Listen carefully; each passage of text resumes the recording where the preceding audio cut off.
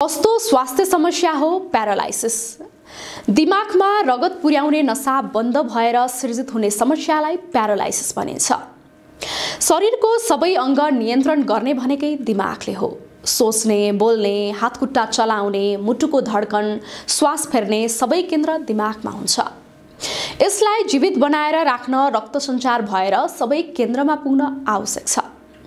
दायाँ भागको दिमागमा लिएर जाने रगतको नसा बन्द भयो भने एक्कासी हातखुट्टा चल्दैनन् र प्यारालाइसिस हुन्छ।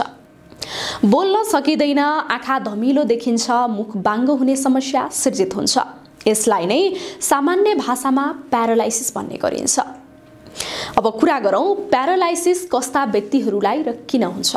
न्युरोलोजिस्ट डाक्टर सुभाष फुयाल बताउनुहुन्छ 40 वर्षभन्दा माथि उमेरका व्यक्तिहरूलाई प्यारालाइसिस हुने सम्भावना धेरै हुन्छ। सुगरका बिरामीहरूलाई पनि यो समस्या हुने सम्भावना हुन्छ। सुगरको औषधि सेवन गर्नु भएन भने पनि यो समस्या देखिन्छ। रगतमा भएका सुगरको मात्रा दिमागको नसामा गएर जम्ने हुन्छ। यसले दिमागको नसा बन्द हुने समस्या सृजित गराउँछ। प्रेसरका बिरामीहरूलाई प्रेसर परीक्षण गरिएको छैन, प्रेसर परीक्षण गरेर पनि नियमित औषधि सेवन गर्नु भएको छैन भने पनि प्यारालाइसिसको जोखिम उत्तिकै रहन्छ। प्रेसर दिमागको नसामा पुग्छ, ती नसा खुम्चिँदै गएर बन्द हुन्छ।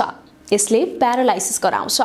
तत्काल भन्दा पनि यो समस्या पछि गएर धेरै देखिन सक्छ। यस्तै मोटोपना भएका व्यक्तिहरूमा पनि यो रोग लाग्न सक्छ। त्यसैले मोटोपना बढी भएका व्यक्तिहरूले नियमित रूपमा व्यायाम गर्नुपर्छ। धूम्रपान सेवन गर्ने, मादक पदार्थ सेवन गर्ने व्यक्ति, मुटुको समस्या भएका व्यक्तिमा पनि यो रोगको सम्भावना बढी हुन्छ। मुटुले रगत फालेर शरीरका विभिन्न ठाउँमा पुर्याउने गर्छ, तर मुटुमै समस्या भएमा रगत राम्रोसँग फ्याँक्न सकिएन भने रगत जमेर ढिक्का बन्छ। रगत ढिक्का बन्न नदिन मुटु रोगका बिरामीहरूलाई रगत पातलो बनाउने औषधि दिइन्छ। त्यो औषधि नियमित रूपमा सेवन नगरेमा पनि रगत जम्छ। रगतको ढिक्का उछिटिएर दिमागका अन्य नसामा गएर बन्द भइदिन्छ। यिनै कारणहरूले गर्दा प्यारालाइसिस, पक्षघात तथा स्ट्रोकको समस्या देखा पर्ने हुन्छ। अब कुरा गरौँ यसका लक्षणहरू। प्यारालाइसिसको लक्षण छिटो देखिन्छ, यद्यपि लक्षण देखिएको केही क्षणमै अवस्था गम्भीर बन्न पनि सक्छ। शरीरको सन्तुलन बिग्रने, हिँड्न, बस्न र उठ्न असहज हुने, आँखा धमिलो देख्ने, एउटा वा दुवै आँखाले हेर्नमा कठिनाइ हुने, अनुहार र मुख बाङ्गिने, हात लुलो हुने, शरीरको एक भाग अचानक कमजोर भएको महसुस हुने, बोली लर्बराउने यसका लक्षणहरू हुन्। यो रोग एक्कासी हुने रोग हो। यस्ता लक्षण भएका व्यक्तिको दिमागको नसा बन्द भएको हुन सक्छ। त्यो दिमागको नसा समयमै अर्थात् 24 घण्टाभित्र खोल्न सकियो भने मान्छे पहिले सरह निको हुन्छ।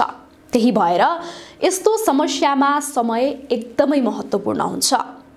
प्यारालाइसिस भएको 24 घण्टाभित्र उपचार गर्न सकिएन भने उपचार सम्भव नै हुँदैन।